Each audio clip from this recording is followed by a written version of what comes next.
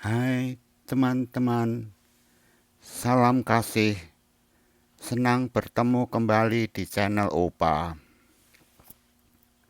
Hari ini saya mau mengajak teman-teman untuk berbicara soal dua naga besar yang akan menghimpit gereja Kristus, yaitu Freemason dan komunis. Keduanya dikandung dan dilahirkan dari rahim yang sama, yang berasal dari Knight Templar. Siapakah Knight Templar itu?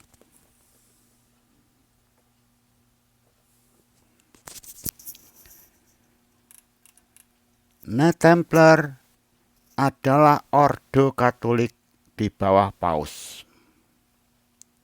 Dia adalah monk merangkap militer. Tugasnya ialah melindungi para peziarah yang datang ke Holy Land dari gangguan bandit-bandit. Sebab sebelum ada Knight Templar, banyak peziarah-peziarah yang berdatangan di Holy Land dirampok dan dibunuh.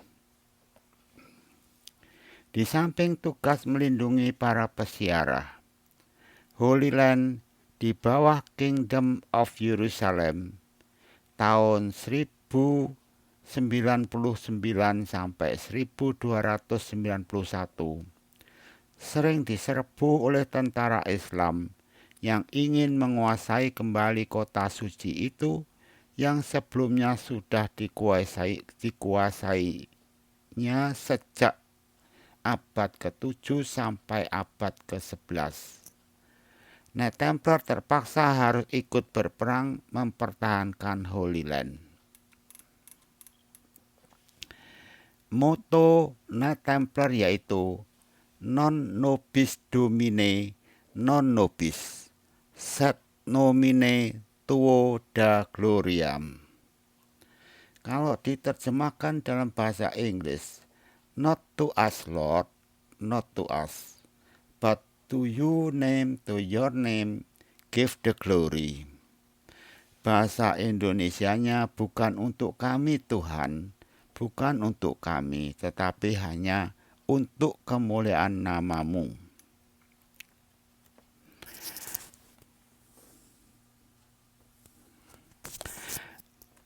Pada waktu itu Knight Templar, markas besarnya berada di Masjid Al-Aqsa. Di gambar kelihatan kupol yang berwarna hitam. Seragam yang dipakai mantel putih dengan salib merah. Dengan moto tujuan pekerjaannya hanya untuk kemuliaan Tuhan, maka Knight Templar tidak mengenal takut dan lelah, sehingga dia berhasil dengan gemilang. Perjuangan Knight Templar berperang melawan tentara Islam yang setiap kali menyerbu Yerusalem, hasilnya sangat gemilang. Sungguh menakjubkan semua orang di Eropa. Dia dengan tentara hanya beberapa ratus, dengan taktik perangnya bisa mengalahkan tentara Islam yang jumlahnya jauh lebih banyak. Pada saat itu Knight Templar seperti pahlawan yang membela kekristenan, sehingga dikagumi dan menjadi idola banyak orang di Eropa. Dan banyak orang yang memberikan dukungan keuangan kepada Knight Templar, sehingga Knight Templar kaya raya. Dia mempunyai bank, tanah tersebar di seluruh Eropa, kastil, gereja, kapal, gedung-gedung, dan sebagainya.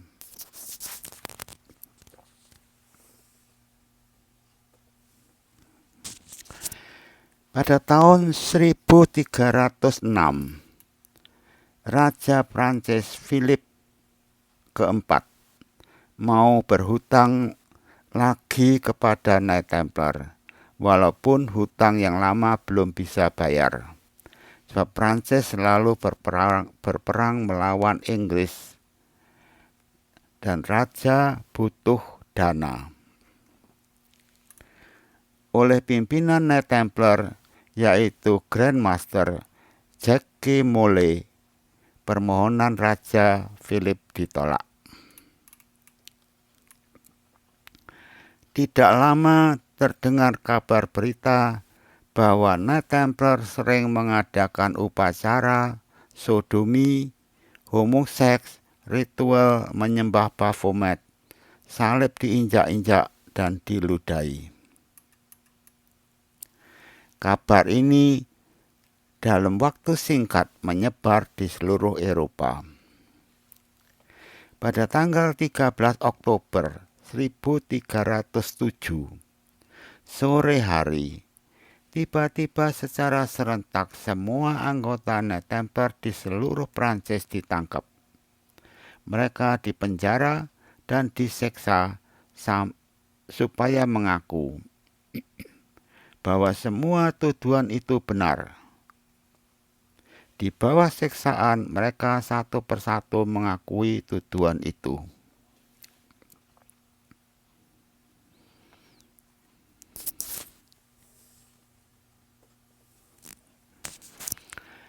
Pos Clement kelima, yang waktu itu berkedudukan di Avignon, tidak bisa banyak berbuat melindungi ordonya. Pos yang berada di Prancis takut kepada Raja Philip keempat. Bulan Agustus 1308, Pos Clement kelima menyuruh 3 orang kardinal untuk menginterogasi anggota Knight Templar satu persatu. Hasil interogasi ternyata semuanya menyangkal tuduhan tersebut. Bukti dokumen ada di Vatikan Secret Archive bernama Sinon Parchment. Hasil interogasi anggota Knight Templar tertanggal 17 sampai 20 Agustus 1308. Ditandatangani oleh terdakwa, 3 kardinal, notaris dan saksi.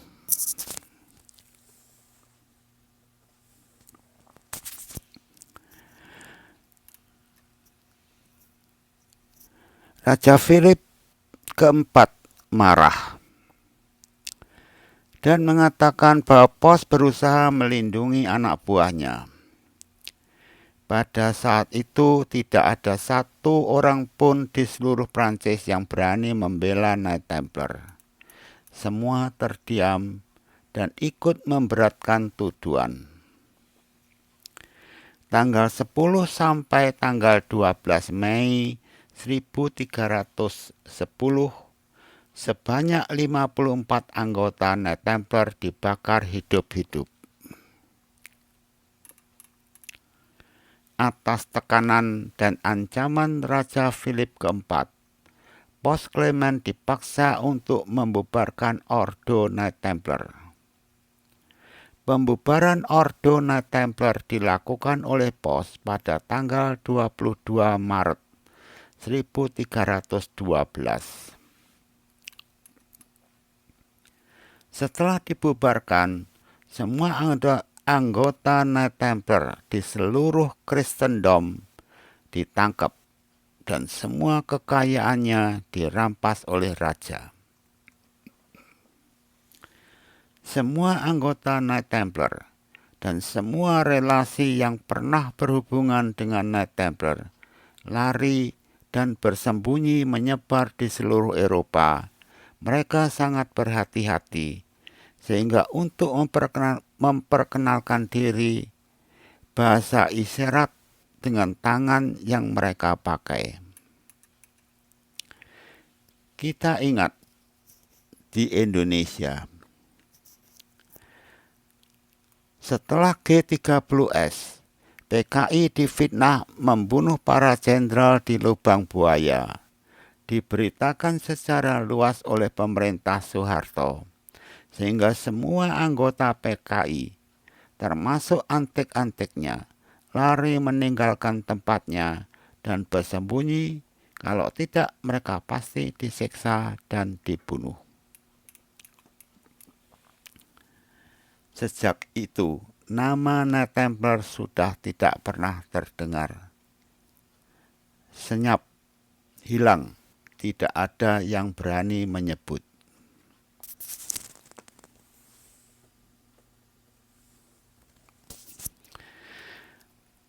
Tanggal 18 Maret 1314, Grandmaster Jacques Molay dan Geoffrey Charny dibakar pelan-pelan selama 3 jam baru mati di depan katedral Notre Dame. Knight Templar yang pernah diidolakan sebagai pahlawan pembela Kristen sudah senyap, hilang, tidak pernah terdengar lagi. Tetapi api yang di bawah sekam masih menyala. Semangat Knight Templar membenci kekuasaan monarki yang sewenang-wenang tidak akan padam. Terjadinya perpecahan gereja akibat olah Martin Luther. Dengan berjalannya waktu, menginjak abad ke-16, terjadi perpecahan gereja yang diawali oleh Martin Luther tahun 1517, yang kemudian diikuti oleh yang lain, John Calvin 1533, Anglikan 1534, Zwingli, Anabaptis 1536, dan John Knox. Akibatnya selama lebih dari 100 tahun terjadi perang agama, saling membenci dan saling membunuh antara umat Kristen sendiri. Di Eropa pada saat itu benar-benar tidak ada kehidupan damai. Perang seperti The Eight Years' War di dataran rendah di Eropa tahun 1568 sampai 1648 berlangsung selama 80 tahun. The French Wars of Religion tahun 1562 sampai 1598 selama 36 tahun. The 30 Years' War di Jerman tahun 1618 sampai 1648 selama 30 tahun. Dengan adanya perang yang berkepanjangan ini menyebabkan banyak orang Eropa emigrasi ke daratan Amerika.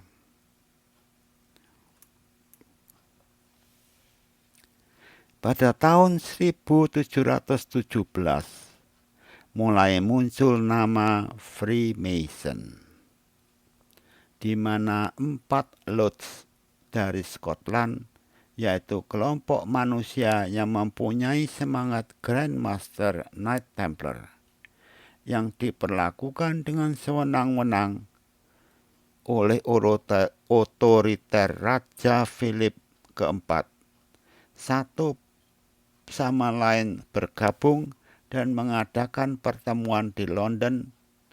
Berikutnya mulai bermunculan seluruh Eropa Freemason yang lain secara terang-terangan.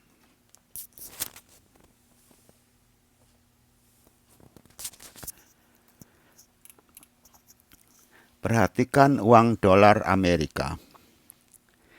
Pada tanggal 4 Juli 1776 ditandatangani Declaration of Independence negara United States of America. Ada 13 orang Freemason yang ikut menandatangani deklarasi itu. Presiden pertama yaitu George Washington adalah seorang Freemason. tanggal 13 Oktober 1792, Cornerstone of the White House diletakkan untuk memperingati Jack de Molay yang ditangkap tanggal 13 Oktober 1307. Perhatikan uang $1 Amerika yang masih berlaku sampai sekarang. Bagian depan ada gambar George Washington. Di belakangnya ada gambar piramid dengan satu mata di atasnya dan ada tertulis "In God We Trust".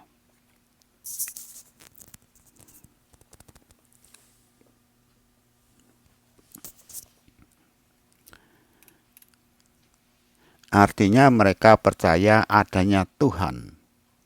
Dan Tuhan itu hanya satu walaupun agamanya berbeda-beda. Bahwa mereka telah mengalami sendiri dengan adanya perbedaan, menyebabkan perang yang berkepanjangan sehingga tidak ada damai.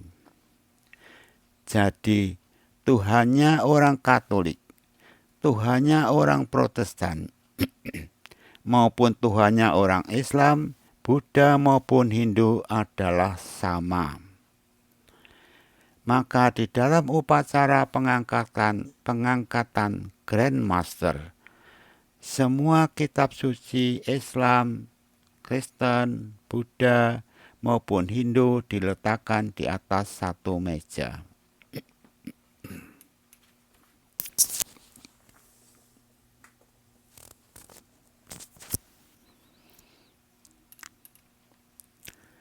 Pada tanggal 19, muncullah dua orang yang bernama Friedrich Engels dan Karl Marx.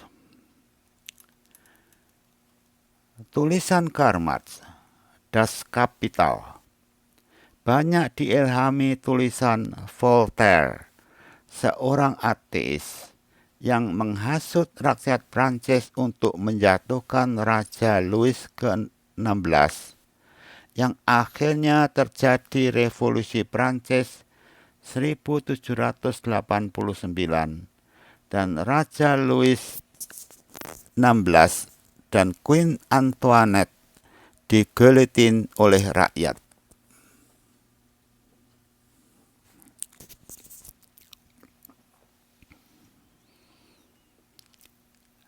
Pada saat Raja Louis ke-16 dan Antoinette dipenggal kepalanya, terdengar suara, "Darah mulai sudah terbayar."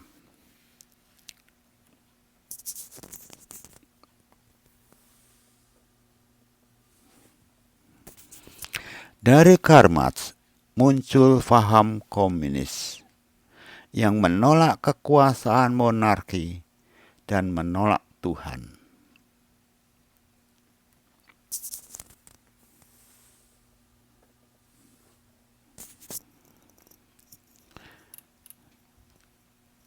Komunis dibawa oleh Lenin ke Rusia.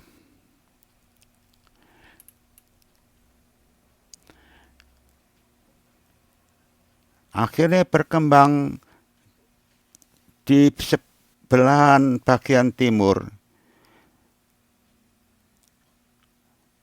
dan Mao Zedong mengikuti jejaknya menjadi komunis.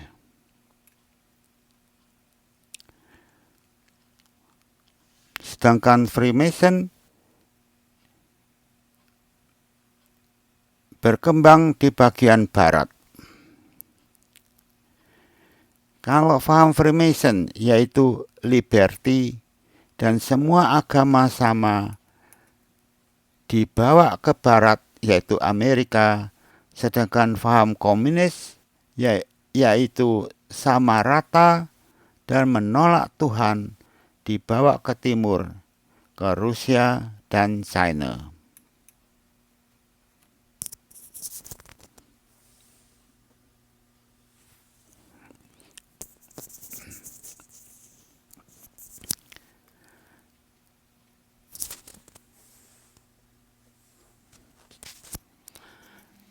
kedua saudara kandung saling berhantam, yaitu Freemason dan komunis. Dan kedua saudara ini nanti yang akan menghancurkan dunia. Mereka saling berhantam dan berperang mempertahankan fahamnya masing-masing.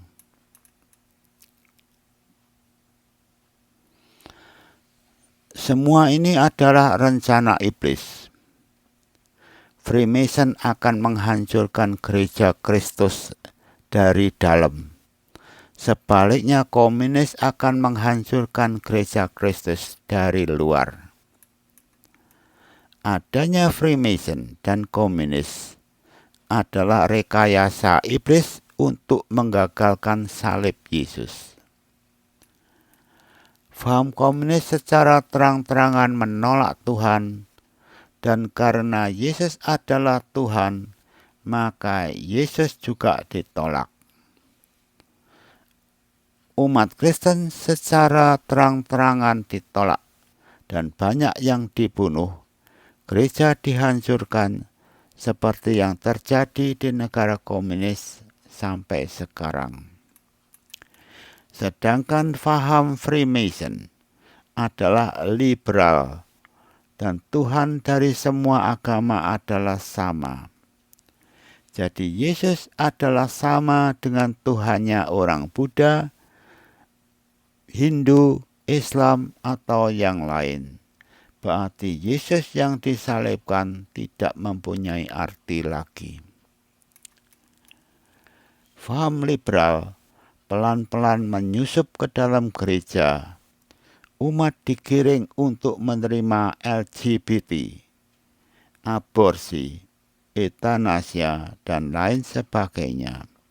Sehingga semua yang disebutkan di firman dilanggar begitu saja tanpa merasa berdosa karena melanggar perintah Allah. Demikian teman-teman, supaya ada sedikit gambaran mengenai dua naga yang akan menghancurkan dunia dan khususnya untuk menggagalkan Yesus yang disalibkan. Nanti akan saya lanjutkan lagi. Apakah buah-buah bentrokan di antara kedua saudara Freemason dan komunis yang terjadi di seluruh dunia, termasuk jatuhnya Presiden Soekarno yang diganti oleh Presiden Soeharto, adalah karena pola dari kedua bersaudara tersebut. Shalom.